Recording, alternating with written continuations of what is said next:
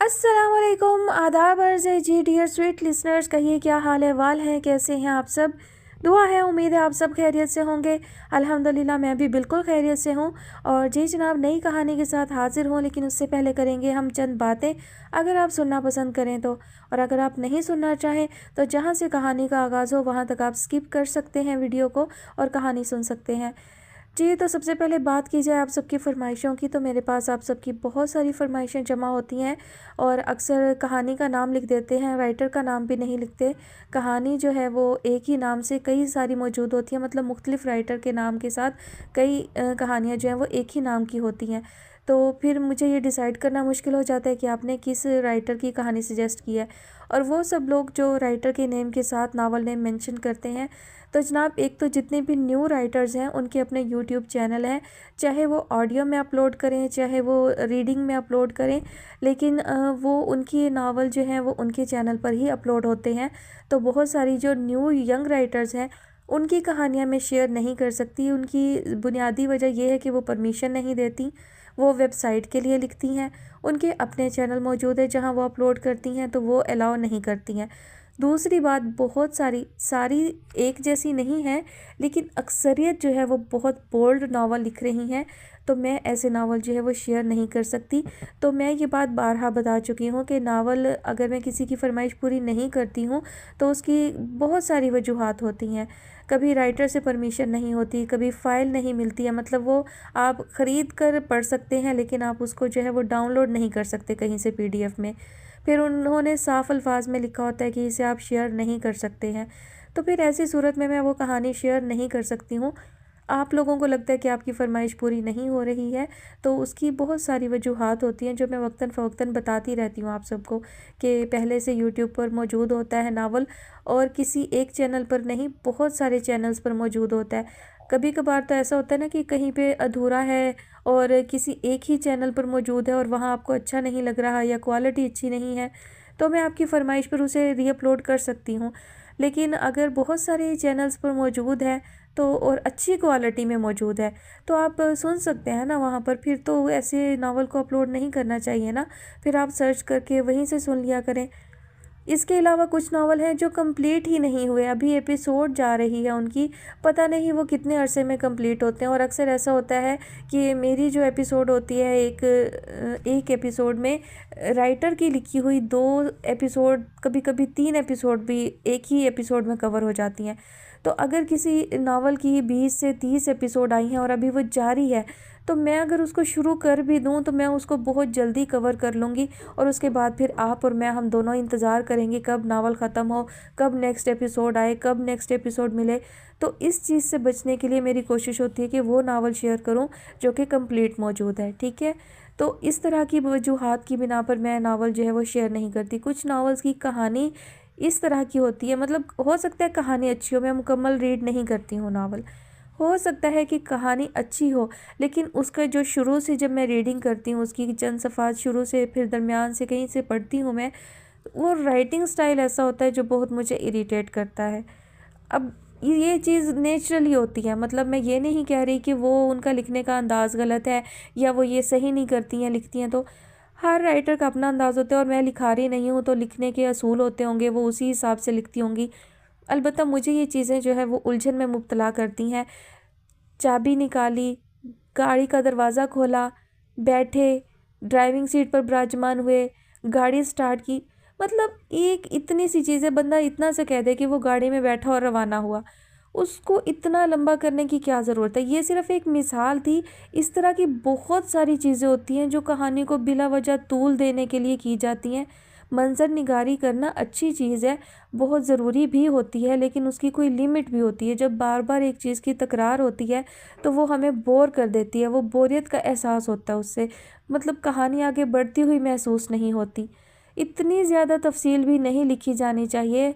कहीं किसी ड्रामे के लिए लिख रहे हों तो ज़रूर लिखें, लेकिन नावल में इतनी ज़्यादा तफसील जो है वो बोरियत का एहसास पैदा करती है और कहानी आगे बढ़ती हुई महसूस नहीं होती, या बढ़ रही होती है तो बहुत सुस्ती से। तो वो फिर मेरा उसकी रीडिंग करने को भी दिल नहीं करता है। तो ये इस तरह की बहुत सारी वजूहात होती हैं जो मैं नावल चूज़ करती हूँ। وہ مکمل ریڈ نہیں کرتی ہوں۔ اکثر مجھ سے بھی غلطی ہو جاتی ہے ناول کا انتخاب کرنے میں، لیکن ریڈنگ سٹائل سے میں نے جتنے بھی ناول جو ہیں وہ چوز کیے ہیں وہ اکثر اچھے ہی رہے ہیں۔ تھوڑی بہت ان میں ایسا ضرور ہو جاتا ہے کہ کہانی تھوڑی سی زیادہ گھسیٹی گئی، یعنی واقعات کو لمبا کر دیا گیا، لیکن دوسری طرح سے یہ تفصیل جو ہے وہ نہیں ہوتی ان کے اندر، جس کی میں نے ابھی مثال دی۔ تو میری کوشش ہوتی ہے کہ اچھے اور معیاری ناول آپ کے لیے لے کر آؤں، لیکن مجھ سے بھی غلطیاں ہو جاتی ہیں، لیکن آپ لوگوں کی جو فرمائشیں ہیں وہ پورے نہ کرنے کی اسی طرح کی ڈھیر ساری وجوہات ہوتی ہیں۔ تو آپ لوگ پلیز برا مت منایا کریں، آپ اپنی فرمائش جو ہے کوئی اور پیش کر دیا کریں، اور اتنی ڈھیر ساری فرمائشیں ہوتی ہیں تو ایک ناول کمپلیٹ ہونے میں کم از کم بھی کبھی 2 ہفتے لگ جاتے ہیں، کبھی مہینہ بھی لگ جاتا ہے۔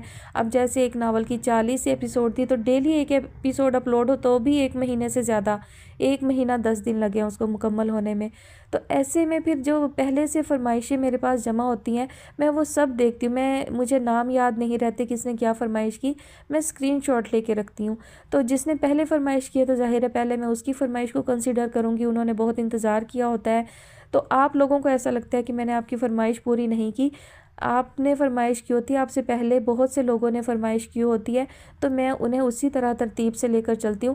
ہاں بیچ میں کچھ ناول سکپ ہو جاتے ہیں، جیسے کہ شیئر کرنے کے قابل نہیں ہے، کہانی اچھی نہیں ہے، یا رائٹر نے الاؤ نہیں کیا، یا مجھے کہانی نہیں ملی، اس صورت میں انہیں سکپ کر دیتی ہوں، تو آپ کی باری جلدی آ سکتی ہے، ادروائز سب کی باری باری ہی پوری ہوگی فرمائش، تو اس وجہ سے بھی ڈیلے ہو جاتا ہے اور آپ کو لگتا ہے کہ شاید میں نے آپ کی فرمائش جو ہے وہ پوری نہیں کی ہے۔ تو ایسی باتیں مت سوچا کریں، میرے لیے آپ سب جو ہے وہ قابل احترام ہیں، آپ سب مجھے عزیز ہیں، ہر لسنر میرے لیے جو ہے برابر ہے، تو میں کسی کے ساتھ ایسا بھید بھاؤ کیوں کروں گی، مطلب سوتیلا پن کیوں دکھاؤں گی میں، آپ سب میرے لیے برابر ہیں، میں سوتیلا پن تو نہیں کرتی نا کہ کسی ایک لسنر کی فرمائش پوری کر دوں دوسرے کی نہ کروں، تو بھئی آپ کے ساتھ میری کوئی دشمنی تو نہیں ہے، میں کیوں بلا وجہ آپ لوگوں کے ساتھ ایسے رویہ رکھوں گی، تو میری کوشش ہوتی ہے سب کی ہی فرمائشیں پوری کروں۔ خیر باتیں بہت زیادہ ہو گئی ہیں، تو جناب آپ باتیں کرتے ہیں کم، آج تو تقریباً 7 منٹ سے بھی زیادہ دیر میں نے باتیں کی ہیں۔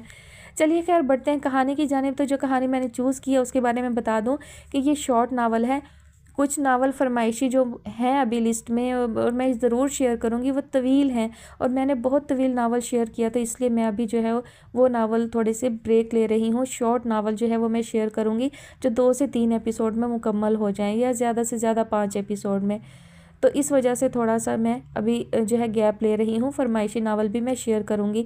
یہ ناول میں نے چوز کیا کیونکہ یہ تھوڑا سا مجھے فنی فیل ہوا، اور یہ ناول موجود ہے یوٹیوب پر، اگر آپ لوگ انتظار نہ کر سکیں ایپیسوڈ کا تو آپ کی مرضی ہے، آپ سرچ کر کے سن سکتے ہیں، لیکن یہ ایک ہی چینل پر موجود ہے اور وہاں پر بھی ویوز زیادہ نہیں تھے، تو مجھے لگا کہ میں اس ناول کو شیئر کر سکتی ہوں۔ شارٹ ناول ہے، سرچ کرنے میں مجھے مزید ٹائم لگ جاتا، تو اس وجہ سے میں نے یہی ناول جو ہے وہ چوز کر لیا ہے۔ امید ہے آپ کو بھی پسند آئے گا، یہ 2 سے 3 ایپیسوڈ میں کمپلیٹ ہو جائے گا انشاءاللہ۔ تو چلیے بڑھتے ہیں کہانی کی جانب۔ کہانی کا نام ہے وہ اجنبی اپنا سا لگے، مصنفہ ہے حنا حسن، قسط نمبر 1۔ شام گہری ہوتی ہوئی رات میں بدل گئی، بارش چھن چھن مسلسل برس رہی تھی، بجلی کی خوفناک کڑک سنسان سڑک کا طلسم توڑ رہی تھی۔ وہ ایسے موسم میں کبھی باہر نہ آتی، لیکن مجبوری انسان سے وہ سب کرواتی ہے جو وہ نہیں کرنا چاہتا۔ دل الگ پریشان ہو رہا تھا، کاش گاڑی کی بجائے میرے پاس جہاز ہوتا تو سیدھا اپنے گھر کے اوپر لینڈ کرتی۔ جہلم کی یہ روڈ اسے آج پہلی دفعہ یوں سنسان نظر آئی۔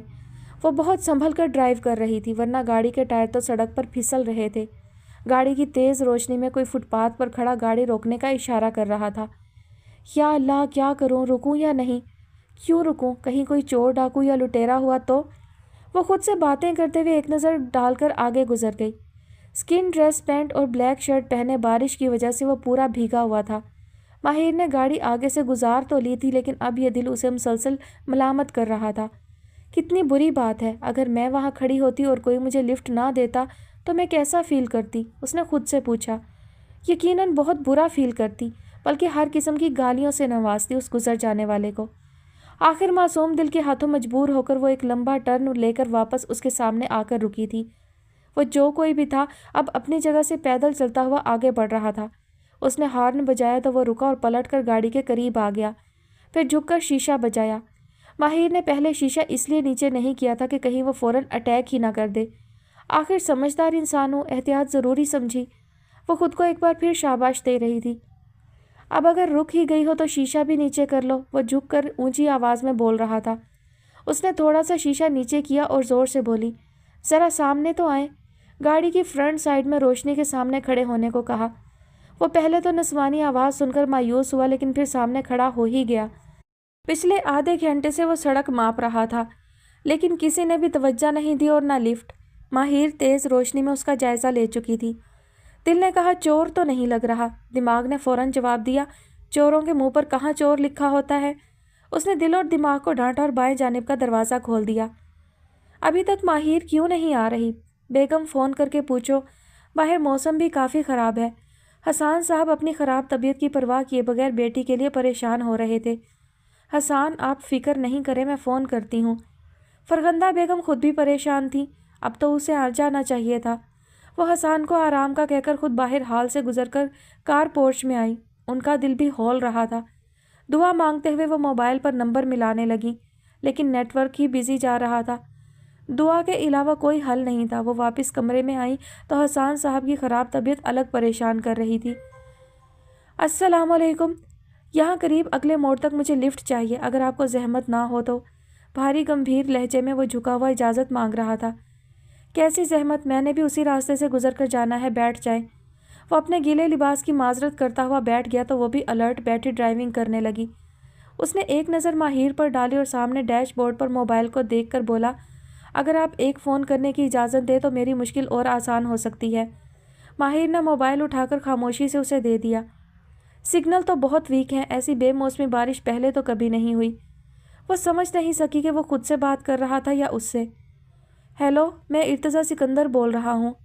हाँ, मैं ठीक हूँ, बस थोड़ा सा बाजू ज़ख्मी हुआ है। माहिर ने गैर इरादी तौर पर उसे गौर से देखा।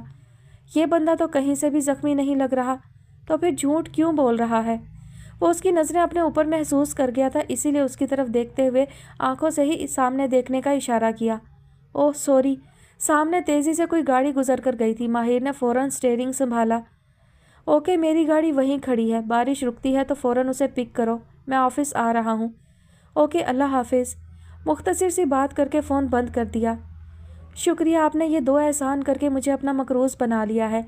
वो मुस्कुराते हुए मोबाइल डैशबोर्ड पर वापस रखते हुए बोला, कोई बात नहीं। एक नज़र उसने टाइम पर डाली जो 11 बजा रही थी, लेकिन बारिश की वजह से ऐसा लग रहा था कि 3 या 4 बज चुके होंगे। आप कहीं से आ रही हैं या जा रही हैं? इर्तज़ा ने बड़ी गहरी निगाह उस पर डालकर पूछा। बाबा की मेडिसिन लेने आई थी, लेकिन मौसम के तेवर कुछ ज़्यादा ही ख़राब हो गए हैं। बादलों की कड़क से उसका दिल भी लर्ज़ रहा था, इसलिए बातों की तरफ तवज्जो देने की कोशिश की। बाबा को क्या हुआ है? गाड़ी में रोशनी ज़्यादा तो नहीं थी, लेकिन फिर भी उसका चेहरा चमक रहा था। बालों को बैंड की मदद से पीछे बांधे, गले की अतराफ गोलाई में स्टॉलर से गर्दन को लपेटे वो उसे परेशान सी लग रही थी। बाबा को एस्थमा का प्रॉब्लम है। ओह अच्छा, तो क्या फैमिली में कोई और नहीं जो इस टाइम मेडिसिन ला कर दे सकता? वो हनूज़ इसी अंदाज में बैठा पूछ रहा था। आप पुलिस वालों की तरह इन्वेस्टिगेट क्यों कर रहे हैं? मैंने तो आपसे कुछ नहीं पूछा। कौन है, कहाँ से आ रहे हैं, क्यों लिफ्ट दूँ, वगैरह वगैरह। उसके मुसलसल सवालों से वह चिढ़ सी गई थी। आप तो बुरा ही मान गई, मैं तो बस वैसे ही पूछ रहा था। असल में आजकल हालात ही इतने ख़राब हैं, कोई दिन दिहाड़े महफूज नहीं है, और इस टाइम तो वैसे भी बहुत ख़तरा होता है इस तरफ। वो दबे लफ्ज़ों में बहुत कुछ कह रहा था। आखिर आप भी मानते हैं कि ख़तरा होता है हमें, लेकिन कभी सोचा है किससे? आप मर्दों से। हम औरतों को सबसे ज़्यादा ख़तरा आप मर्दों से है। वो गलत वक्त पर गलत इंसान पर गुस्सा निकाल रही थी। एक्सक्यूज़ मी, जैसे दुनिया में हर औरत एक जैसी नहीं होती, वैसे ही दुनिया में मर्द भी एक जैसे नहीं होते। वो बला का संजीदा हुआ और सर्द महरी से रुख मोड़कर कांटदार लहजे में बोला। माहिर को अपने लहजे की तल्खी का एहसास हुआ था, लेकिन वो बहुत जल्द किसी के साथ भी फ्रैंक नहीं होती थी, इसीलिए खामोशी से बैठी रही। साथ बैठा शख्स भी अनापरस्त था। वो तो किसी के बुलाए ना बोले, ये तो फिर उसे बातें सुना गई थी। बाकी का सफ़र खामोशी से तय हुआ। मोड़ काटते ही सामने कोई खड़ा उसका इंतज़ार कर रहा था। यहीं रोक दें, आपका ये एहसान याद रखूँगा और वक्त आने पर चुका भी दूँगा। वो संजीदगी से कहता गाड़ी से उतर गया और सामने खड़े शख्स से मुसाफा किया। माहिर ने भी सर झटक कर गाड़ी आगे बढ़ा ली। उसे खबर तक नहीं हो सकी कि उसके पीछे काली प्राडो उसे उसके घर तक छोड़कर आई थी। वो भागती हुई अंदर आई और सीधा बाबा के रूम में आ गई। शुक्र है तुम आ गई, वरना मेरा तो कलेजा फट रहा था। फरखंदा बेगम ने तेज़ी से उसे गले लगाया। मामा, मेडिसिन मिल ही नहीं रही थी, शहर के एक कोने से जाकर मिली, और ऊपर से बारिश। वो तेज़ कदमों से हसन साहब के पास आई। बाबा, आप ठीक हैं? उनके ऊपर ठीक से कंबल दिया। हाँ बेटा, ठीक हूँ, जाओ अब तुम भी आराम करो, वो प्यार से देखते हुए बोले। लेकिन सांस अभी भी उखड़ा हुआ ही था। हर साल उन्हें इस बीमारी का ज़ोरदार अटैक होता था और सारी सेहत पल भर में हवा हो जाती। उनकी ये बीमारी माहिर को हमेशा हिला कर रख देती थी।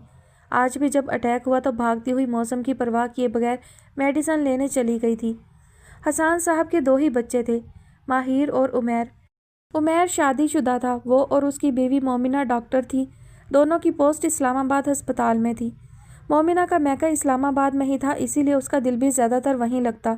उनके 2 बच्चे अहमद और अली भी थे, जो दिन के वक्त नानों के पास और अस्पताल से वापसी पर उमैर उन्हें अपने साथ घर ले जाता। हसन और फरखंदा की ज़िंदगी का दायरा अपनी बेटी के गिर्द ही घूमता था। माहिर BA कर रही थी। उनकी ख्वाहिश थी कि वो भी डॉक्टर बने, लेकिन उसे कोई इंटरेस्ट नहीं था। वो हमेशा कहती थी, मामा, मेरी जॉब तो आप और बाबा के पास रहने की है, मुझे ज़िंदगी से और कुछ नहीं चाहिए। वो हमेशा उसकी बात पर हंसकर कहती, बेटियां तो पराई होती हैं। मामा, आजकल बेटे पराए होते हैं, और वैसे भी माँ बाप खुद ही ये कह दें कि बेटियां तो पराई होती हैं, तो फिर कोई पराया इंसान कैसे उन्हें अपना कहे। उसने बहुत समझदारी की बात की थी। ठीक कहा बेटी, हमें अपने अल्फाज को दुरुस्त करने की ज़रूरत है। बेटियां तो अमानत होती हैं, दुनिया के कीमती ख़जानों की तरह। माँ बाप की अपनी होती हैं, घर की रौनक होती हैं, और बेटियां ही तो दूसरों के घर के दिए भी जलाती हैं, अपनी हस्ती से आंगन को महकाती हैं। बेटियां तो माँ बाप के दिल का टुकड़ा होती हैं, जन्नत से आई परियां होती हैं। हसन साहब ने प्यार से उसे अपने साथ लगाते हुए कहा था। कॉलेज जाने का दिल तो नहीं था, लेकिन जाना भी ज़रूरी था। असाइनमेंट सबमिट करवानी थी। वो बाबा से मिलकर कॉलेज के लिए बेदिली से तैयार हो गई। गाड़ी स्टार्ट करते हुए नज़र साथ वाली सीट पर पड़ी। वो जगह अभी भी गीली थी, लेकिन वो देखकर चौंकी। वहाँ खून के धब्बे नहीं, बल्कि एक मोटी सी तह थी। सुबह सुबह खून देखकर उसका दिल खराब हुआ, तो वो वाकई ज़ख्मी था। कैसा पत्थर दिल इंसान था। औरत के सामने अपने ज़ख्म को छुपा गया, और उसके मुंह पर तकलीफ़ के आसार भी नहीं थे। जल्दी से कपड़ा गीला करके लाई और सीट साफ़ की। जहन में कितने ही सवाल जन्म ले रहे थे। कौन था, क्यों ज़ख्मी था। सीट साफ़ हो ही गई। कपड़ा भी एहतियातन गाड़ी के अंदर ही छुपा दिया कि बाहर जाऊंगी तो इसे भी फेंक दूंगी। ख्यालात को झटकते हुए माहम को पिक करके कॉलेज आ गई। लेक्चर ख़त्म हुआ तो वो माहम के साथ बाहर आई और दरख्त के नीचे बैठ गई। फिर गुज़िश्ता रात का सारा किस्सा सुनाने लगी। वो दोनों स्कूल लाइफ से फ्रेंड्स थीं। दोनों की दोस्ती इतनी गहरी थी कि कभी नई दोस्त बनाने की ज़रूरत ही नहीं पड़ी। व्हाट, तुमने उसे ये सब कहा? मुझे यकीन नहीं आ रहा। सारी बात सुनने के बाद माहम हंसते हुए हैरान हो रही थी। यार, मैं इतनी डिस्टर्ब थी कि मुझे खुद नहीं पता चला कि मैं एक अजनबी से क्या कुछ कह गई। वो पशेमान थी। अच्छा, देखने में कैसा था? मेरा मतलब है, इतना फिल्मी सीन हुआ, बंदे की पर्सनैलिटी का तो पता चले। माहम तंग करते हुए तजस्सुस से पूछ रही थी। मुझे क्या पता कैसा था, माहिर झिंझला गई। क्या? कहीं तुमने उसे आंखें बंद करके तो गाड़ी में नहीं बिठाया? वो आंखें फाड़ कर देखते हुए बोली। माहिर ने उसे घूरा। यार, सही था जैसे मर्द होते हैं, लंबा कद, और हाँ, बॉडी बिल्डर था शायद। वो आंखें सुकेड़कर जहन पर जोर देते हुए बोल रही थी। यानी वो बड़ी एज का था। सारा मज़ा ही ख़राब कर दिया तुमने मेरी सोच का। अच्छा भला मैं तुम दोनों को इमेजिन कर रही थी, वो मुंह बसोर कर बोली। हाँ हाँ हाँ, तुम्हारा बस चले तो मेरा किसी से भी जोड़ बना दो। शुक्र है तब तुम मेरे साथ नहीं थी, वरना तुम्हारा क्या भरोसा, उन्हें घर ही बुला लेती। वो हंसते हुए उसके चेहरे के नागवार तासुर को एंजॉय कर रही थी। यार माही, सही बताओ, वाकई कोई एज्ड था? माहम की सुई अभी भी वहीं अटकी हुई थी। नहीं यार, होगा कोई 26 या 27 बरस का, बस संजीदा मिजाज था। वो अंदाज़ा लगाकर बोली। ये लो, ये भी कोई उम्र है। मेरे चाचू भी 26 के हैं, लेकिन वो इतने हैंडसम हैं। वो चहकती हुई हमेशा की तरह अपने चाचा की तारीफ़ें करना शुरू हो गई। बस तारीफ़ें ही सुना सुना कर मेरे कान पका देना। कभी देखने का भी शर्फ बख्शो, या फिर वो पर्दा करते हैं। उसने भी जुबानी अंदाज में कहकर कहकहा लगाया। माहम उसे घूरते हुए बोली, पर्दा तो करते हैं, लेकिन निगाहों का, वरना हर रोज़ कोई ना कोई आ जाए हमारे घर खुद ही चल कर रिश्ते के लिए। वो इतरा कर कह रही थी। भाई, अब तो मौसूफ को देखना ही पड़ेगा, किस देश से आए हैं, आखिर इतने अरसे से उनकी गर्दान हो रही मेरे इर्द गिर्द। हाँ, क्यों नहीं, मेरा बस चले तो मैं उन्हें देखने पर भी टैक्स लगा दूँ। वाह, कितना अच्छा आइडिया है। मैं तो खूब बिजनेस करूँगी। वो अपने ही शोल्डर पर शाबाशी दे रही थी। ایک تم اور دوسرے تمہارے چچا، نکل آؤ خوابوں کی دنیا سے۔ میڈم یہ پوری دنیا ہی خوبصورت ہے، ماہر نے ابرو اچکا کر کہا۔ ہوگی دنیا خوبصورت لیکن میرے چچا سب سے زیادہ خوبصورت ہیں، وہ کندھے اچکا کر بولی۔ ماہر نے بھی ٹاپک چینج کیا، ورنہ چچا نامہ تو بند ہی نہیں ہونا تھا۔ وہ کالج سے واپس آئی تو عمیر بھائی آئے ہوئے تھے۔ بابا کی طبیعت کا سن کر ان سے بھی وہاں نہیں رہا گیا۔ صبح اس کے جانے کے بعد ہی آ گئے تھے۔ ماہر ان سے مل کر فریش ہونے چلی گئی۔ واپس آئی تو نسرین نے کھانا لگا دیا تھا۔ باقی کھا چکے ہیں؟ اس نے چیئر گھسیٹتے ہوئے پوچھا۔ جی کب کا کھا چکے ہیں، عمیر صاحب سویرے ہی آ گئے تھے، پھر بیگم صاحبہ نے جلدی کھانا تیار کرنے کو کہا تھا۔ نسرین سلیب پر صافی پھیرتے ہوئے تفصیل سے بتا رہی تھی۔ اچھا، وہ سر ہلا کر بریانی پلیٹ میں نکالنے لگی۔ اکیلے بیٹھ کر کھانا بھی کتنا عجیب لگتا ہے، کیا یہ صرف اسے ہی لگتا تھا؟ تھوڑی دیر بعد وہ ہاتھ صاف کر کے بابا کے روم میں آ گئی، جہاں عمیر بھائی اور ماما بھی موجود تھیں۔ کیسا جا رہا ہے کالج؟ عمیر نے اپنے ساتھ دیوان پر بیٹھنے کی جگہ دیتے ہوئے پوچھا۔ بہت اچھا، بس بابا کی طبیعت کی وجہ سے بہت اپسیٹ تھی۔ اچھا ہوا آپ آ گئے، وہ مسکراتے ہوئے بولی۔ بابا میں سوچ رہا ہوں یہیں شفٹنگ کروا لوں، وہاں ہر وقت آپ کی طرف ہی خیال لگا رہتا ہے۔ وہ بابا کو فکر مندی سے دیکھ رہے تھے۔ بیٹا جیسے تمہیں بہتر لگے، بہو سے پوچھ لو، اگر اس کی بھی یہاں شفٹنگ ہو جائے تو ٹھیک ہے، ورنہ وہیں اکٹھے رہو، میری فکر نہ کرو، میں ٹھیک ہوں۔ وہ گہرا سانس لے کر بولے۔ بابا کوشش تو یہی کروں گا کہ دونوں یہاں شفٹ ہو جائیں، باقی جو اللہ کی مرضی۔ شام کا کھانا ایک ساتھ سب نے بابا کے کمرے میں ہی کھایا۔ گھر میں سب سے سکون والی جگہ ماں باپ کا کمرہ، ان کی خوشبو اور ان کی چھاؤں میں ہے۔ وہ کمرہ پورے ملک ہاؤس کی رونق تھا۔ وہ اپنے کمرے میں آئی، موبائل چیک کیا، پہلا میسیج ہی ماہم کا تھا۔ صبح جلدی پک کرنا، آگے ہارٹ ایموجی۔ وہ پڑھ کر مسکرائی، اوکے کا ٹیکسٹ بھیج دیا۔ کالج کا راستہ ماہم کے گھر کے سامنے سے ہو کر گزرتا تھا، اسی لیے وہ اسے پہلے پک کرتی اور پھر دونوں اکٹھی کالج جاتی تھیں۔ لائٹ آف کی، الارم لگا کر لیٹ گئی۔ دماغ کے نہا خانے میں دو خفا سی آنکھیں ابھری۔ اس نے فوراً سر جھٹکا۔ یہ کیا ہو گیا ہے مجھے؟ دماغ نے فوراً جواب دیا۔ سارا دن اس کی باتیں کرو گی تو وہی یاد آئے گا نا۔ آنکھوں کو سختی سے میچ کر وہ کروٹ بدل کر سو گئی۔ اگلے صبح وہ آدھا گھنٹہ پہلے ہی تیار ہو گئی تھی۔ ماہم کو میسج کر کے ریڈی رہنے کا کہا اور گاڑی سڑک پر ڈال دی۔ وہ دور سے ہی دیکھ چکی تھی، ماہم کے گھر گیٹ کے سامنے ہی کوئی بلیک پراڈو واش کر رہا تھا۔ کیونکہ گھر روڈ سے کافی پیچھے ہٹ کر تعمیر تھے، آس پاس کے لوگوں نے گھر کے باہر ہی بہت خوبصورت سی کیاریاں بنائی ہوئی تھیں۔ وہ گاڑی بالکل گھر کے قریب لے گئی۔ دوسری طرف وہ پائپ پکڑ کر پریشر سے پانی ڈال رہا تھا۔ ماہر نے ہارن بجایا تو اسی طرح پائپ پکڑے گھوما تھا اور اس کی گاڑی کو بھی دھو دیا۔ پانی کی تیز دھار شیشے کو دھندلا کر گئی۔ وہ ٹھیک سے دیکھ نہیں سکی کہ سامنے کون ہے، جسے نظر بھی نہیں آتا۔ غصے سے ہارن پر ہاتھ رکھا تو وہ بھی شاید سمجھ گیا اور پائپ پھینکتا ہوا گاڑی کی طرف آیا۔ ماہر نے پہلے سے شیشہ نیچے کیا ہوا تھا۔ وہ دائیں جانب آ کر جھکا اور حیران سا ہو کر پیچھے ہو گیا۔ ماہر بھی اسے پہچان گئی تھی، وہی تو تھا جسے لفٹ دی تھی۔ آپ یہاں کہیں کرایہ تو لینے نہیں آ گئیں؟ اس کی سیاہ آنکھوں میں چمک سی ابھری تھی۔ وہ بھی گاڑی سے باہر آ گئی۔ شٹ اپ، کرایہ لینا ہوتا تو اسی وقت لے لیتی، وہ منہ بسور کر ناگواری سے دیکھتے ہوئے بولی۔ خیریت ہے، آپ صبح صبح بھی اتنے ہی غصے میں رہتی ہیں؟ وہ گزشتہ رات کے غصے کا حوالہ دے رہا تھا۔ ماہر نے اسے گھور کر دیکھا۔ غصے کے پیچھے بھی کوئی وجہ ہوتی ہے، اس دن بھی وجہ آپ تھے اور آج بھی، ماہر نے گاڑی کی طرف اشارہ کرتے ہوئے کہا۔ اندر سیٹ بھی گیلی ہو گئی ہے۔ اوہ سوری، ارتضیٰ نے بھی اس کی نگاہوں کے تعاقب میں دیکھا۔ شیشہ نیچے تھا اس لیے شاید۔ جی، اس میں بھی یقیناً میری ہی غلطی ہے، ماہر اس کی بات کاٹ کر بولی۔ خیر آپ یہاں کیا کر رہے ہیں؟ نگاہیں اطراف میں ڈالتے ہوئے اس سے پوچھا۔ وہ حیرت سے اس کے سوالیہ انداز پر چونکا اور ماتھے پر پھیلے گیلے بال پیچھے کرتے ہوئے بولا، یہی سوال اگر میں آپ سے کروں تو؟ گہری سیاہ آنکھیں اس کے چہرے پر جمی ہوئی تھیں۔ 2 پیس کرتا کیپری، میچنگ سٹالر گزشتہ سٹائل میں ہی گردن کے گرد لپٹا ہوا تھا۔ گھنگریالے بال سورج کی شعاؤں سے چمک رہے تھے۔ آنکھوں اور بالوں کا کلر سیم براؤن تھا، گلابی رنگ سرخی مائل ہو رہا تھا۔ ایسے کیا گھور رہے ہیں؟ اس کی مسلسل نگاہیں اپنے اوپر جمی محسوس کر کے وہ ناگواری سے بولی تھی۔ وہ خفیف سا ہو کر نگاہوں کا ارتکاز بدل گیا۔ ماہم بیگ سنبھالتے ہوئے بھاگتی ہوئی آئی۔ آئی ایم سوری یار، آنکھ ہی لیٹ کھلی ہے، چلو اب، وہ تیزی سے بیگ گاڑی میں پھینکتے ہوئے بولی۔ ماہر بھی گاڑی میں بیٹھنے لگی تو وہ فوراً پیچھے سے بولا، بھائی کوئی مجھے بھی ان سے متعارف کروائے، میں بھی یہاں کھڑا ہوں۔ ماہم کو دیکھتے ہوئے وہ دونوں ہاتھوں کو ٹراؤزر کی جیبوں میں پھنسائے مسکرا رہا تھا۔ ماہم نے بھی شاید ابھی اسے دیکھا۔ اوہ سوری، میں نے آپ کو دیکھا ہی نہیں۔ وہ فوراً دوسری طرف آ کر اس کے قریب کھڑی ہو گئی۔ ماہر ان دونوں کو حیرانی سے دیکھ رہی تھی اور ہنوز گاڑی کے دروازے کے سہارے ہی کھڑی تھی۔ یہ میری بیسٹی ماہر حسان ہے اور یہ میرے چاچو ارتضیٰ سکندر ہیں۔ माहम बहुत पुरजोश होकर तारुफ करवाने लगी, जैसे दो बहुत अहम शख्सियत को एक दूसरे से मिलाया जा रहा हो। व्हाट, ये हैं वो? माहिर ने बेयकीनी से देखते हुए गैर इरादी तौर पर कहा। क्या मतलब, मैं वो हूँ? इर्तज़ा ने चौंक कर पूछा। चाचू, मेरी फ्रेंड को आपसे मिलने का बहुत शौक था, वो बड़े इश्तियाक से बोली। माहिर तो उसे घूरती ही रह गई। ओह वेलकम, फिर तो मिलना ही पड़ेगा। माहिर, बहादुर, जुर्रतमंद, यही मतलब है ना आपके नाम का? वो बहुत जुमानी अंदाज में बोलता हुआ करीब आया और सलाम के लिए हाथ आगे किया। माहिर छींप सी गई। उसने अपने नाम का मतलब भी पहली दफ़ा सुना था, वो भी किसी अजनबी से। अगले ही लम्हे हाथ मिलाए बगैर उसे घूरते हुए गाड़ी में बैठ गई। माँ, हम चलें?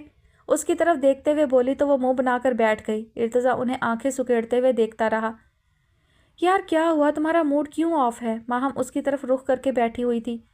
इस तरह इंट्रोड्यूस करवाते हैं? अच्छा, तो और किस तरह करवाते हैं? वो होंठों को जुम्बिश देकर बोली। माहिर को खुद समझ नहीं आ रही थी कि उसे इतना गुस्सा क्यों आ रहा है।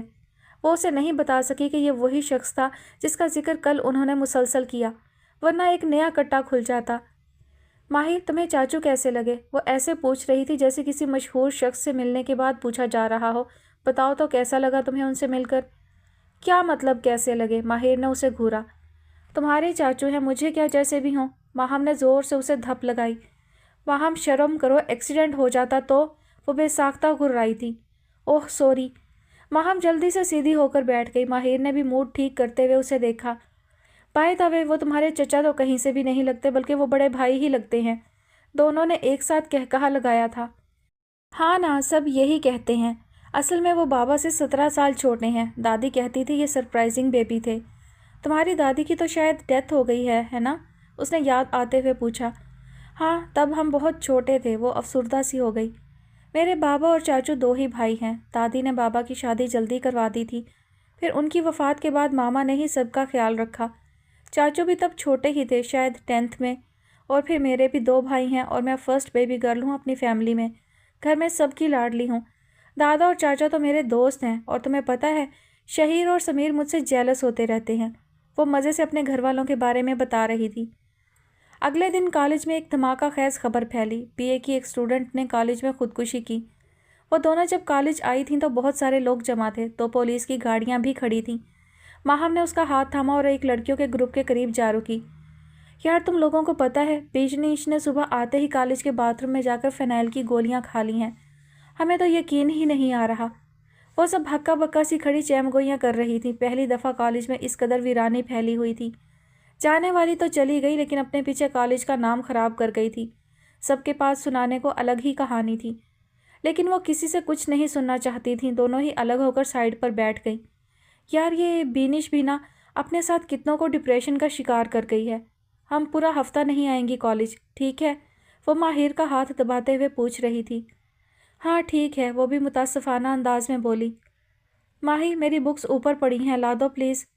तुम्हें कितनी बुरी आदत है यहीं रख कर जाने की। मैं तो नहीं जा रही ऊपर। मुझे क्या पता था ऐसा दिन भी देखना पड़ जाएगा। जाओ प्लीज़, ला दो, फिर हम घर चलें। मेरा दिल घबरा रहा है। माहिर ने उसे देखा, जो वाकई सफ़ेद पड़ रही थी और हाथ भी कांप रहे थे। उसने फ़ौरन माहम को अपने साथ लगाया और तसल्ली दी। हम कितनी बार ऐसे वाक़यात सुनते हैं और फिल्मों में भी देखते हैं, फिर भी तुम घबरा रही हो। रिलैक्स हो जाओ। ऐसे बड़े शहरों में ऐसे छोटे छोटे हादसे होते रहते हैं। उन्हें दिल पर लेने लग जाएं तो इंसान अपनी सेहत से भी हाथ धो बैठता है। माहिर ने उसके बाल सहलाए और एक क्लास फेलो को आवाज़ दी। इधर आओ मारिया, प्लीज़ थोड़ी देर माहम के पास बैठो, मैं इसकी बुक्स लेकर आती हूँ। ओके जाओ, मैं यहीं हूँ। मारिया माहम के पास आकर बैठ गई। माहिर भी घबरा तो रही थी, लेकिन वो बड़ी हिम्मत का मुजाहरा करते हुए ऊपर आ गई। डेड बॉडी लेकर जा चुके थे। मैडम से इन्वेस्टिगेशन हो रही थी। वो एक नज़र अतराफ में डालकर सीढ़ियाँ चढ़ गई। अचानक ही ऊपर से आते हुए किसी से ज़ोरदार तसादुम हुआ। वो चीख भी नहीं सकी और पीछे की तरफ लड़खड़ाते हुए गिरने को थी कि कमाल महारत से किसी ने सर ज़मीन से टकराने से पहले ही हाथ पकड़कर ऊपर की जानिब खींच लिया। वह नाजुक सी जान डोलती हुई उसके सीने से जा लगी। दिल की धड़कन खौफनाक हद तक तेज़ हुई थी। वो आंखें बंद करके खुद को ठीक महसूस करने की कोशिश कर रही थी। क्या वाकई मुझे बचा लिया गया है? आप ठीक हैं? उसने माहिर के सर पर हाथ रखते हुए पूछा। ये आवाज़ तो जानी पहचानी सी थी। माहिर ने तहय्युर और बेयकीनी के आलम में बेसाख्ता सर ऊपर उठाकर देखा तो वो इर्तज़ा सिकंदर था। आप ठीक हैं? वो उस पर झुका नरमी से देख रहा था। वो तेज़ी से रेलिंग पकड़ते हुए पीछे हुई। संभल कर, कॉलेज वालों के लिए आज के दिन एक ही हादसा काफ़ी है, वो जुबानी अंदाज में बोला था। माहिर ने गहरा सांस लेकर उसे देखा। आसपास से गुजरते हुए सब एक नज़र उन पर डालकर गुजर रहे थे। आप यहाँ क्या कर रहे हैं? माहिर ने हैरानी से पूछा। कभी तो कोई और सवाल भी पूछ लिया करें। वो उससे एक सीढ़ी ऊपर वाली पर खड़ा था। वैसे कमाल हैं आप, इतनी टेंशन में भी आपने मेरी ज़हनी थकन दूर कर दी। इर्तज़ा उसे अपनी निगाहों के हिसार में लिए हुए था। माहिर को समझ नहीं आई कि उसकी बात पर क्या रिएक्ट करे। सर, हमारा काम मुकम्मल हो गया है, पीछे पुलिस की वर्दी में कांस्टेबल ने सैल्यूट मारकर बताया। ठीक है, तुम यह फाइल मेरे ऑफिस में पहुंचाओ और बाकी सबसे भी कहो वापस पुलिस स्टेशन जाएं। वो उसे अपने रौबदार लहजे में हुक्म दे रहा था। माहिर भी वहीं खड़ी रही। क्यों खड़ी थी अभी तक वहाँ, ये वो खुद भी नहीं जानती थी। कांस्टेबल यस सर कहकर जाने लगा तो इर्तज़ा ने फिर रोका। मैं थोड़ी देर तक आऊँगा, तुम लड़की के बाप का इंतज़ार करो, वो आए तो फ़ौरन खबर देना मुझे। ठीक है सर। वो फाइल संभालता हुआ चला गया तो इर्तज़ा उसकी जानिब मुड़ा। मैं हूँ डीपीओ इर्तज़ा सिकंदर। उसने सर को थोड़ा सा खम दिया। खुद यहाँ इन्वेस्टिगेशन करने के लिए आया हूँ और वर्दी ना पहनने की वजह भी यहाँ जल्दी में आना था। वह अपनी तरफ इशारा करते हुए बड़ा तफसीली जवाब दे रहा था। माहिर उंगलियां मरोड़ते हुए उसे देखने लगी। ब्लैक जैकेट और ब्लैक ही पैंट पहने हुए वो कल की निस्बत बहुत संजीदा सा लग रहा था। माहम किधर है? वो बाहर है, मैं उसकी बुक्स लेने आई हूँ, आप मेरे साथ वहाँ तक आएंगे? वो ठहर ठहर कर बोल रही थी जैसे अकेले जाने से डर रही हो। आप डरे नहीं, आ जाएं। यकीनन माहम भी डर गई होगी। इर्तज़ा उसके उंगलियां मरोड़ने के अंदाज पर ही समझ गया था। नरमी से कहते हुए आगे चलने का इशारा किया। जी, हमें तो पता ही नहीं था, वरना आज हम आती ही ना। वो उसके साथ चलते हुए होंठ चबाते हुए बोल रही थी। जैसे ये तो बहुत अच्छा हल निकाला है आपने। और क्या करें, इतनी वहशत फैली हुई है कॉलेज में। उसने एक तायराना निगाह डाली। फ़िज़ा बदलते हुए देर नहीं लगती। उस मरहूमा ने अपने लिए गलत जगह का इंतखाब किया। इर्तज़ा ने गहरी नज़र से उसकी तरफ देखा। वो अपनी और माहम की मुश्तरका केबिन में से बुक्स ले चुकी थी। इर्तज़ा को कुछ याद आया। बाबा कैसे हैं आपके? माहिर ने चौंक कर उसे देखा। यानी भूला नहीं था। उसे न जाने क्यों अच्छा लगा था उसका यूं बाबा के बारे में पूछना। ठीक हैं वो। और आपके बाजू का ज़ख्म कैसा है? वो भी हैरान होते हुए मुस्कुराकर बोला। यानी उस दिन आपके कान मेरी काल पर ही लगे हुए थे। वो सटपटा सी गई। नहीं, वो गाड़ी की सीट पर काफ़ी ब्लड लगा हुआ था, इसीलिए मुझे अंदाज़ा हुआ कि आप ज़ख्मी थे। उसने नज़रें चुराकर तफसीली जवाब दिया। हाँ, ये ज़ख्म तो मेरी जॉब का हिस्सा है। वो हमकदम चलते हुए माहम के पास आ गए। किसी मकनातीसी कशिश की सूरत में बहुत सारी लड़कियां उनके इर्द गिर्द इकट्ठी होने लगीं। कुछ तो इर्तज़ा को देखकर बेतकल्लुफ़ होने की कोशिश कर रही थीं। यार, ये तो लेडीज़ किलर है। फिर शौक कह कहे सोग का मंजर भूल चुके थे। इतनी जल्दी तो इंसान मरता नहीं जितनी जल्दी लोग उसे भूल जाते हैं। अजीब नज़रें थी, या शायद माहिर कुछ ज़्यादा ही महसूस कर रही थी। सर मोड़कर इर्तज़ा को देखा, लेकिन वो उस पूरे मजमा में भी सिर्फ उन दो लड़कियों पर निगाह जमाए हुए था। झुककर उसने माहम के सर पर हाथ फेरा। माहम, तुम ठीक हो? वो उसे देखते ही तड़प कर गले लगी। ये देखकर सबके मुंह खुल गए थे। माही, ये माहम के भाई हैं? पीछे खड़ी क्लास फेलो ने तजस्सुस से पूछा। उसने बस घूरने पर इक्तफा किया। आप यहाँ? माहम का मूड भी उसे देखकर बदल गया। खुशी से चहकने लगी। हाँ, यहाँ इतना बड़ा कारनामा जो हुआ है। चलो आओ, मैं तुम लोगों को छोड़ दूँ। वो भी अपने ऊपर हर तरह की निगाहें जमे हुए महसूस कर रहा था। सबको इग्नोर करते हुए उन दोनों से कहा। माहम तो उसके साथ ही चल पड़ी और बैग भी वहीं भूल गई। माहिर ने सर झटक कर दोनों बैग उठाए और उनके पीछे चल दी। पीछे लड़कियां तहैयर और इस्तजाब और तजस्सुस में खड़ी रह गईं। माहिर अजीब से एहसासात में घिरी हुई थी। ये दोनों मुझे इग्नोर कर रहे हैं, जैसे मैं तो इनके साथ चल ही नहीं रही। तभी उसे माहम की आवाज़ सुनाई दी। मैं माहिर के साथ ही जाऊंगी, आप फिक्र नहीं करें। इर्तज़ा ने माहिर को देखा जो उसे ही देख रही थी। ठीक है, जाओ, फिर मिलेंगे। सारे रास्ते वो यही सोचती रही कि उसने किसे कहा था। ये दिल भी ना एक मामूली सी बात को पकड़कर बैठ जाता है और दिमाग बेचारा सोचने पर मजबूर। वो दोनों ग्रैंड सिटी में आ गईं। माहम उसके साथ चलते हुए गुनगुनाई। दिल बहलाने को गालिब ये ख्याल भी अच्छा है। पता नहीं कौन होते हैं वो लोग जिनका टेंशन में खाने को दिल करता है। भाई, मेरा तो दिल करता है मैं तुम्हारे साथ लॉन्ग ड्राइव पर जाऊं और खूब इंजॉय करूं। ख़राब मूड जाए भाड़ में। वो गोल गोल घूमने लगी। पार्क में इस टाइम ज़्यादा लोग नहीं थे। वो एक लंबा चक्कर काटकर कैफ़े में आ गई। अपनी फेवरेट समोसा चाट खाई और फिर माहम को घर ड्रॉप करके खुद गाड़ी अपने रास्ते की तरफ मोड़ ली। अगर आज का दिन अच्छा नहीं था तो इतना बुरा भी नहीं था। नादान दिल किसी और ही राह पर गामजन हुआ। मोड़ काटते हुए निगाह सामने बोर्ड पर पड़ी। ज़ेरे लब बड़बड़ाई। पुलिस स्टेशन, तो वो यहाँ होते हैं। ارتضا کی گاڑی باہر ہی پارکنگ ایریا میں کھڑی تھی۔ غیر ارادی طور پر اس نے ہارن پر ہاتھ رکھ دیا، پھر اگلے ہی پل اپنی اس حرکت پر شرمندہ سی ہو گئی۔ بے وقوف لڑکی، یہ کیا حرکتیں کر رہی ہو؟ خود کو سرزنش کیا اور تیز سپیڈ سے گاڑی زن کرتی ہوئی لے گئی۔ پولیس اسٹیشن کے سامنے ہارن بجانا غیر اخلاقی حرکت تھی۔ اگر کانسٹیبل دیکھ لیتا تو ضرور اگلی دفعہ گاڑی سمیت اندر کر دیتا۔ کالج سے جلدی آنے کی وجہ ماما کو بتائی تو وہ سر پکڑ کر بیٹھ گئیں۔ کیسا زمانہ آ گیا ہے، اللہ سب کی حفاظت فرمائے شیطان مردود سے۔ ماما زمانے کو برا بھلا نہیں کہتے، زمانہ خود کچھ نہیں کر سکتا اور نہ ہی خود بدل سکتا ہے۔ سب تصرفات اللہ کے ہی قبضے میں ہیں۔ انسان تو اپنے ہاتھوں سے اپنی جان پر ظلم کرتے ہیں۔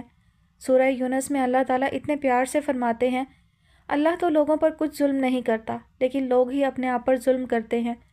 ماما آپ کو پتہ ہے، جب تک زندگی ہے تب تک مہلت ہے۔ اللہ تعالیٰ نے ہمارے لیے پلٹنے کا راستہ رکھا ہے، اس لیے جب تک سانس چل رہی ہے واپسی کا دروازہ کھلا ہوا ہے۔ اللہ تعالیٰ جانتے ہیں کہ بندے ڈپریشن کا شکار ہوں گے، اسی لیے تو اللہ نے قرآن مجید کو روح کی غذا بنایا ہے۔ اگر ہم اپنے جسم کو روح کی غذا سے ہی محروم رکھیں گے تو وہ مردہ ہو جائے گا، اور پھر تو ڈپریشن اور حرام موت ہی انسان کو گھیر لیں گی۔ اللہ تعالیٰ ہم سب کے دلوں کو قرآن مجید کی روشنی سے منور فرمائے، آمین۔ اللہ کی یاد میں اتنا سکون کہ وہ تینوں ٹینشن بھول گئیں۔ نسرین لہسن چھیل رہی تھی، ماہر نے بھی ساتھ ہیلپ کی، بابا بھی اپنے کمرے میں آرام کر رہے تھے۔ تھوڑی دیر بعد وہ ان کے پاس بیٹھ کر اپنے کمرے میں آ گئی۔ فنی ویڈیوز دیکھتے ہوئے ایک جو مزے کی لگی وہ ماہم کو بھی سینڈ کر دی۔ اس کا فوراً رپلائی آیا، کل میری طرف آ جانا، میں اکیلے گھر میں بور نہیں ہونا چاہتی۔ ماہر نے میسج ریڈ کر کے کال ملائی، ماہم ہر دفعہ میں ہی جاتی ہوں تمہاری طرف، اس دفعہ تم آ جاؤ نا ہمارے گھر۔ ماہی نہ میرے پاس گاڑی ہے اور نہ چچا اور ابا فری، اس لیے تم آ جانا پلیز، وہ التجائی لہجے میں بولی۔ اچھا ٹھیک ہے، اب فون رکھو، اس نے نخوت سے کہا۔ ارے میڈم، فون آپ نے کیا ہے تو بند کرنے کی زحمت بھی خود کرو۔ میری کیا مجال کہ تمہارے منہ پر فون بند کروں، ماہر نے آنکھ دبا کر کہا۔ منہ پر نہیں تو ہاتھ میں پکڑ کر بند کر لو۔ دونوں کی بحث لمبی چلنی تھی اور پھر ہمیشہ کی طرح دوبارہ باتوں میں لگ جانا تھا۔ اگلے دن وہ جلد ہی ماہم کی طرف آ گئی۔ سب سے سلام دعا کے بعد ماہم کے کمرے میں بیٹھی گپوں میں مصروف تھی۔ ماہم کی ایک ہی خالہ تھی، ماں باپ کی وفات کے بعد وہ بہن کے پاس ہی رہتی تھی۔ ماسٹر کمپلیٹ کر کے اب بہن کے ساتھ گھر کے کاموں میں مدد کرتی تھی۔ اس وقت بھی وہ ان دونوں کے لیے سموسے، کٹلز، فنگر فش اور 2-3 آئٹمز تھے جو سرو کر رہی تھی۔ ماہر نے خوش دلی سے ایک پیس کھا کر تعریف کی تو وہ ریسیپی بتانا شروع ہو گئیں۔ تھوڑی دیر بعد وہ اٹھ کر چلی گئی اور وہ دونوں پھر دنیا جہان کی باتوں میں مصروف ہو گئیں۔ وقت کا پتہ ہی نہیں چلا اور عصر کی اذان بھی ہو گئی۔ سمیر اور شہیر سے بھی ماہر کی اچھی انڈرسٹینڈنگ تھی، وہ دونوں ماہم کے گھورنے کا لحاظ کیے بغیر وہاں آ کر بیٹھ گئے۔ ہماری آپی تو ہے ہی پاگل، لیکن آپ کو کیا ہو گیا ہے؟ روز کالج سے چھٹی اور کوئی منع بھی نہیں کرتا، وہ منہ بنا کر بولا تو ماہر نے بے ساختہ قہقہا لگایا۔ ساتھ والے کمرے میں اس الارم کی آواز سے کسی کی آنکھ بھی کھل گئی۔ سمیر کے بچے، تم نے مجھے پاگل کہا، ماہم غصے سے گرائی۔ آپی، سمیر کے کوئی بچے نہیں ہیں، اس کی تو ابھی شادی بھی نہیں ہوئی۔ شہیر معصومیت کی انتہا پر تھا، اس کی بات پر اب پورا کمرہ قہقہے سے گونجا۔ یار کیا چیز ہیں یہ دونوں، ماہر نے ہنسی روکتے ہوئے سرخ منہ سے ان دونوں کی طرف دیکھا۔ ماہی، یہ چیز نہیں، چیزیں ہیں، وہ بھی گندی چیزیں جن کا نہ مزہ اور نہ سواد۔ وہ دونوں اپنی جگہ پر اچھل کر ہی رہ گئے۔ آپ کو شرم آنی چاہیے، 2 معصوم بچوں پر ہنس رہی ہیں، سمیر غصے سے دل ملا رہا تھا۔ معصوم بچے کدھر ہیں؟ ماہر نے مصنوعی سنجیدگی سے ارد گرد دیکھتے ہوئے پوچھا۔ وہ اچھل کر اپنی طرف اشارہ کرتے ہوئے بولا، ہم ہیں اور کون؟ ماہم برجستہ بولی، چھوٹے نہ تو تم معصوم ہو اور نہ ہی بچے، چلو اٹھو، نکلو میرے کمرے سے باہر۔ وہ باقاعدہ اٹھ کر انہیں دھکے دے کر نکال رہی تھی۔ ہمیں بھی کوئی شوق نہیں ہے آپ کے کمرے میں بیٹھنے کا، ہم تو بس یہ دیکھنے آئے تھے کہ 2 پاگل ایک ساتھ بیٹھیں تو کیسے لگتے ہیں۔ وہ کہہ کر رکا نہیں، بھاگ گیا تھا اور پیچھے پیچھے ماہم بھی۔ وہ صوفے پر بیٹھی اس کی آخری بات پر ہنستے ہوئے دوہری ہو رہی تھی۔ تبھی کوئی کمرے میں آیا، اس سے نگاہ ملتے ہی مسکراہٹ سمٹی۔ السلام علیکم، ارتضا نے سلام میں پہل کی۔ وعلیکم السلام۔ وہ جو صوفے پر آلتی پالتی مار کر بڑے کھلے انداز میں بیٹھی تھی، اسے دیکھ کر فوراً سیدھی ہوئی۔ صحیح نصیب، آج تو بہت بڑے لوگ آئے ہوئے ہیں، وہ بڑے والہانہ انداز میں بولا۔ جی؟ ماہر تو اس کی بات کا مطلب ہی نہیں سمجھ سکی۔ کیسی ہیں آپ؟ وہ اب سامنے ہی چیئر گھسیٹ کر بڑی فرصت سے بیٹھ گیا۔ بلیک شلوار قمیض میں وہ اس کی غضبناک حد تک وجیح لگ رہا تھا۔ ماہر تھوڑی دیر اور دیکھتی رہتی تو پتھر ہو جاتی۔ نگاہ ہٹانا مشکل امر تھا، اس کی ساحر آنکھیں اپنے حصار میں جکڑنے کی طاقت رکھتی تھیں۔ ماہم نے اندر آ کر ان کی خاموش نگاہوں کا طلسم توڑا۔ چاچو مجھے تو پتہ ہی نہیں تھا کہ آپ گھر پر ہی ہیں۔ وہ کل کیس کے سلسلے میں ڈے اینڈ نائٹ ڈیوٹی کرنی پڑ گئی تھی، ابھی تھوڑی دیر پہلے ہی آ کر سویا تھا، لیکن آپ کے سریلے کہکہوں سے میری آنکھ کھل گئی۔ اس نے دونوں کی طرف دیکھتے ہوئے تفصیلی جواب دیا۔ اوہ ویری سوری، ہمیں نہیں پتا تھا۔ دونوں ہی شرمندہ سی ہو گئیں۔ معافی کیوں مانگ رہی ہو؟ اس مسکراہٹ کی خاطر تو ہزار نیندیں بھی قربان، وہ بڑے ذومانی انداز میں بولا، جیسے نگاہ کہیں پہ اور نشانہ کہیں پہ۔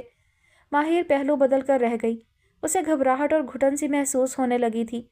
وہ فوراً بیگ اٹھاتے ہوئے اپنی جگہ سے اٹھی، ماہم نے بھی اسے اٹھتے ہوئے دیکھ لیا۔ کافی دیر ہو گئی ہے، اب میں چلتی ہوں۔ وہ اپنی نگاہوں کو بھٹکنے سے بچا رہی تھی کیونکہ یہی ضروری تھا۔ یار ابھی تو تم آئی تھی، ماہم منہ بنا کر بولی تو ارتضیٰ بھی فوراً بولا، ماہم شاید تمہاری دوست کو میرا یہاں آنا اچھا نہیں لگا۔ وہ جتنا اس سے بچنا چاہ رہی تھی وہ اتنا ہی اپنی طرف کھینچ رہا تھا۔ ماہر کو اس بات کی توقع نہیں تھی کہ وہ یوں ڈائریکٹ بھی پوچھ سکتا ہے۔ خشک ہونٹوں پر زبان پھیر کر دھیمے لہجے میں بولی، نہیں ایسی تو کوئی بات نہیں، میں تقریباً 1 بجے آئی تھی اور ابھی دیکھیں 6 بج گئے ہیں۔ چاچو آپ بھی نا، بس بھلا ماہی کو آپ سے کیا ایشو؟ ماہم نے فوراً سر نفی میں ہلایا۔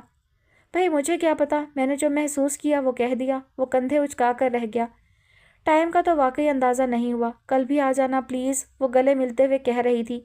ارتضیٰ بھی ان کے ساتھ چلتے ہوئے باہر آ گیا۔ وہ گاڑی میں بیٹھنے لگی تو جھک کر بولا، اگر آپ کے پاس گاڑی نہ ہوتی تو شاید مجھے ڈرائیور بننے کا شرف حاصل ہو جاتا۔ ماہر کو اپنے کان اور چہرہ دہکتا ہوا محسوس ہوا۔ وہ بنا دیکھے ایک جھٹکے سے گاڑی اڑاتی ہوئی لے گئی۔ ارتضیٰ کی نگاہ دیر تک اس کا پیچھا کرتی رہی۔ وہ عجیب سے احساسات کا شکار ہو رہی تھی۔ اس نے کب کسی کی ایسی نگاہیں محسوس کی تھیں؟ وہ تو بہت سنبھل کر قدم رکھتی تھی، بلا وجہ کسی سے فری نہیں ہوتی تھی۔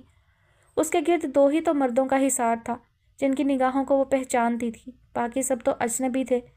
بھابھی کے بھائیوں سے بھی کبھی اس کی سلام دعا سے زیادہ بات چیت نہیں ہوئی، اور اب یہ تیسرا شخص، کیوں وہ اس کی نگاہوں کو پہچاننے لگی تھی؟ کیا وہ جادو کے تیر چلا رہا تھا؟ اس کی نگاہیں اجنبی کیوں نہیں لگیں؟ وہ دیکھتا تو ایسا لگتا تھا کہ اس کی نگاہیں دل کے آر پار ہو رہی ہیں۔ آگاہی موت تھی اور وہ بے خبر رہنا چاہتی تھی۔ دکھتے سر کو دباتے ہوئے اس نے آنکھیں میچ لیں۔ دوسری طرف ارتضیٰ بھی اپنے آفس میں بیٹھا بے دلی سے فائل کو دیکھ رہا تھا۔ شدت سے سگریٹ کی طلب ہو رہی تھی۔ وہ فائل ٹیبل پر پھینک کر اٹھا اور باہر آ گیا۔ فروری کی ٹھنڈی شام ناک اور منہ سے غبار اڑا رہی تھی۔ اس نے سگریٹ کو جلایا۔ ایک آگ دل میں بھی لگی ہوئی تھی جو پورے جسم کو جھلسا رہی تھی۔ اس نے لمبا سا کش لیا اور دھوئیں کا مرگولہ آسمان کی طرف اڑا دیا۔ یہ کیسی بے چینی ہے، کیسا اضطراب ہے جو 2 سگریٹ کے بعد بھی نہیں بجھ رہا۔ اس نے یک ٹھنڈے ہاتھوں سے اپنے سر کے بالوں کو پیچھے کیا اور وہیں چیئر منگوا کر بیٹھ گیا۔ 2 بھوری خفت زدہ آنکھیں نگاہوں میں ٹھہر سی گئیں۔ اس نے بے چینی سے آنکھیں موندی تو کانوں میں سریلا سا کہکہا سنائی دیا۔ جس شام وہ سڑک کے پار زخمی حالت میں کھڑا تھا وہ ایک کیس کے سلسلے میں اکیلا ہی گیا ہوا تھا۔ اچانک وہاں دونوں فریقین کے درمیان زمینی تنازع پر فائرنگ شروع ہو گئی۔ وہ بچاؤ کرتا وہاں سے نکل تو آیا تھا، لیکن پیچھے گولیوں کی بوچھاڑ سے ایک گولی چھو کر گزر گئی۔ وہ جلدی میں اپنی گاڑی بھی وہیں چھوڑ آیا۔ طوفانی بارش میں اس نے شدت سے دعا مانگی تھی کہ سنسان سڑک پر کوئی آئے اور منزل تک پہنچا دے، اور تب وہ گرے کار اس کے قریب سے گزری اور اسے اپنی دعا کی قبولیت کا یقین ہوا۔ لیکن گاڑی رکنے کے بجائے بڑے آرام سے آگے گزر گئی اور وہ سر ہلا کر رہ گیا۔ زخم سے خون رستا جا رہا تھا اور وہ شہر کے ایک ویران علاقے میں تھا جہاں سے بہت کم گاڑیاں گزر رہی تھیں۔ گرے کرولا دوبارہ پاس آ کر رکی تو وہ دانت پیستے ہوئے قریب آیا۔ تب وہ اس بہادر لڑکی کو دیکھ کر چونکا اور پھر سارے سفر میں اسے تجسس رہا کہ جان سکے وہ اس ٹائم اس سنسان جگہ پر گاڑی کیوں دوڑا رہی ہے۔ پھر بحث کے بعد اسے لگا کہ وہ اس کی موجودگی سے الرٹ ہے اور ڈسٹرب بھی۔ پھر نیا انکشاف کہ وہ میری ہی بھتیجی کی دوست ہے، اور بعد میں سیڑھیوں کا ٹکراؤ اس کے مضبوط دل کو ہلا کر رکھ گیا تھا۔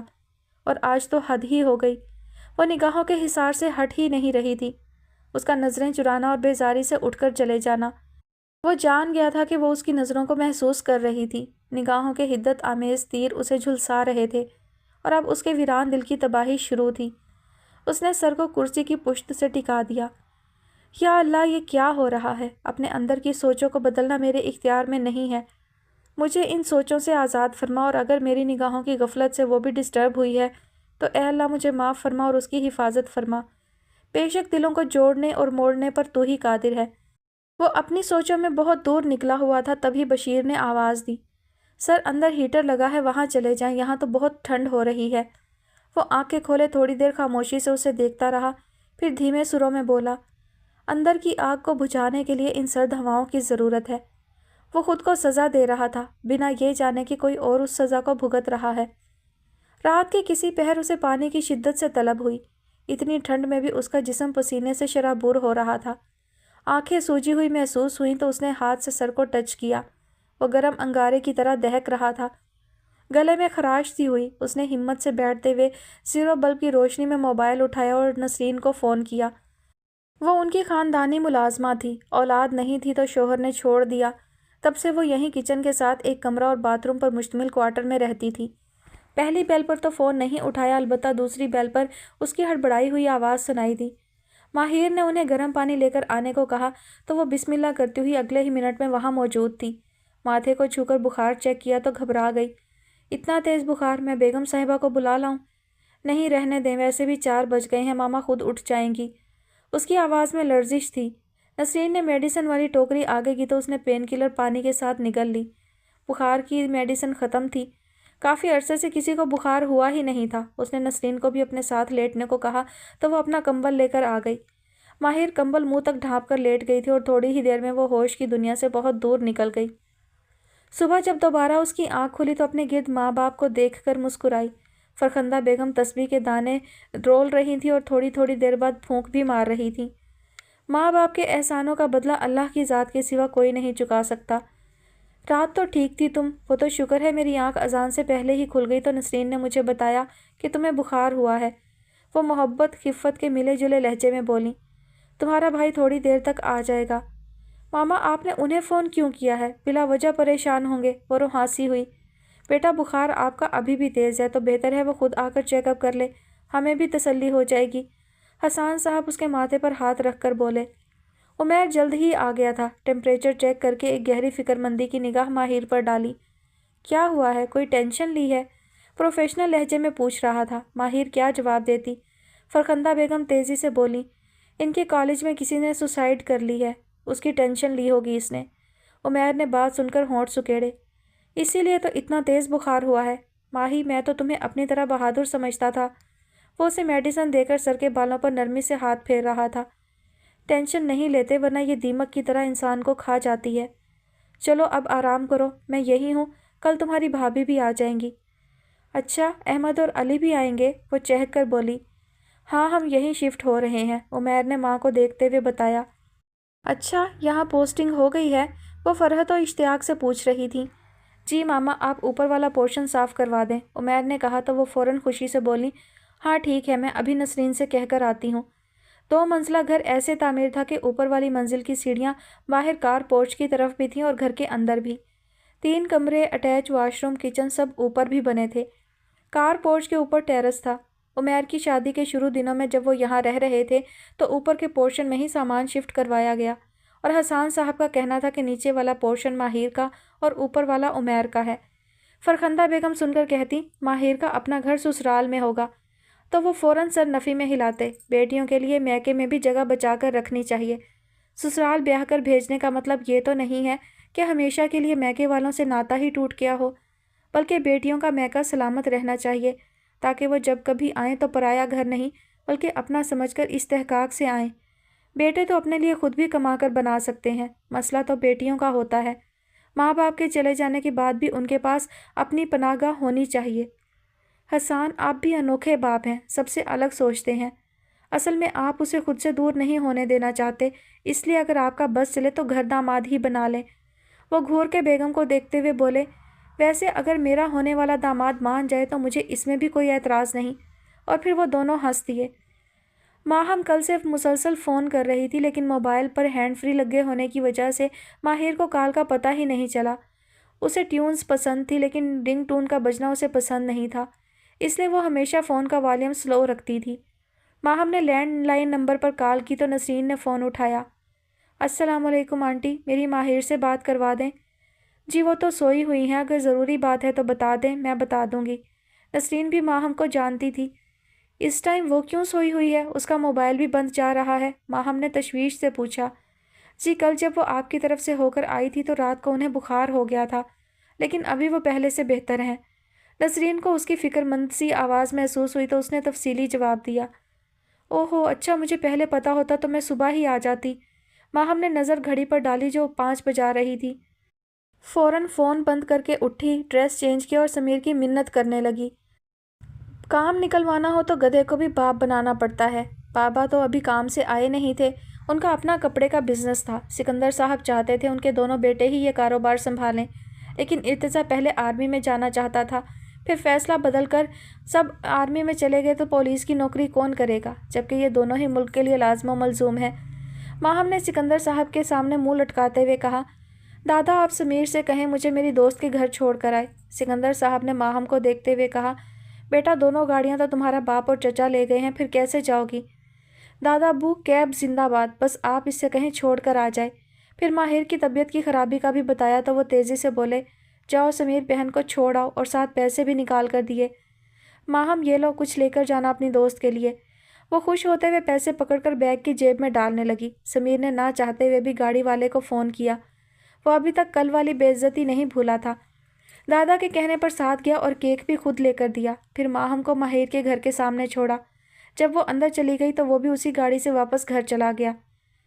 ماہم فرخندہ بیگم سے مل کر ان کی تقلید میں ہی ماہر کے کمرے میں آئی تو وہ ابھی بھی سوئی ہوئی تھی۔ تیزی سے اس کے قریب پہنچی، ماتھے پر ہاتھ رکھا تو وہ ابھی بھی گرم تھا۔ اس نے فرخندہ بیگم کو دیکھا۔ آنٹی عمیر بھائی نے کیا کہا؟ بخار ابھی تک کیوں نہیں اتر رہا؟ وہ فکر مندی سے پوچھنے لگی۔ آخر ایک ہی تو اس کی دوست تھی، بلکہ بہن تھی، رازدار بھی۔ وہ اس کا زرد چہرہ دیکھ کر پریشان ہو رہی تھی۔ فرخندہ بیگم نے تفصیل سے بتایا، عمیر کہہ رہا تھا ٹینشن لی ہے میری نازک جان بچی نے۔ وہ اس کے پاس بیٹھنے کا کہہ کر خود کچن میں چلی گئی، جہاں وہ خود اپنے ہاتھوں سے سوپ بنا رہی تھی۔ ماہی کیا ہوا؟ تم تو مجھے ہمت کے لیکچر دے رہی تھی اور خود دیکھو کیسے بستر سے لگ گئی ہو۔ ماہم اس کے پاس ہی کمبل اوڑھ کر بیٹھ گئی اور دھیرے دھیرے اسے جگانے کی کوشش کر رہی تھی۔ آخر تھوڑی محنت کے بعد وہ کسی خواب کی کیفیت سے نکل ہی آئی۔ اپنے اوپر جھکے ماہم کے چہرے کو دیکھ کر ہونٹوں کی جنبش دے کر مسکرائی۔ شکر ہے تم نے آنکھیں تو کھولی، یار قسم سے تم سوتے ہوئے بہت بری لگتی ہو، وہ مصنوعی خفگی سے بولی۔ تم کب آئی؟ ماہر نے اپنا ہاتھ منہ پر پھیر کر خود کو بیدار کیا۔ ابھی تھوڑی دیر پہلے۔ فرخندہ بیگم نے سوپ کا پیالہ آگے کیا تو ماہم نے پکڑ لیا۔ آنٹی مجھے بھی ذرا اپنی دوست کی خدمت کرنے کا موقع دیں۔ وہ مسکرا کر اسے بھی لوازمات سرو کرنے لگی۔ تم دونوں کھاؤ پیو اور باتیں کرو، میں نماز پڑھ آؤں۔ جی آنٹی آپ بے فکر رہیں، دیکھیے گا آپ کی بیٹی ابھی تھوڑی دیر تک ٹھیک ہو جائے گی۔ ماہم نے ماہر کو بیٹھنے میں مدد کرتے ہوئے کہا۔ واقعی وہ اس کے ساتھ ہلکی پھلکی باتیں کرتے ہوئے بہتر محسوس کر رہی تھی۔ بخار کا زور ٹوٹ رہا تھا۔ اس نے کمبل اتار کر پیچھے ہٹایا۔ ماہم آگے بڑھ کر اسے سہارا دے کر واش روم تک چھوڑ آئی۔ ماہر نے منہ ہاتھ دھویا تو آنکھیں ٹھیک سے کھلیں۔ باقی کا سارا وقت وہ دونوں باتیں کرتی رہی۔ 8 بجے ڈنر کر کے ماہم نے فون پر ارتضیٰ کو کال کی۔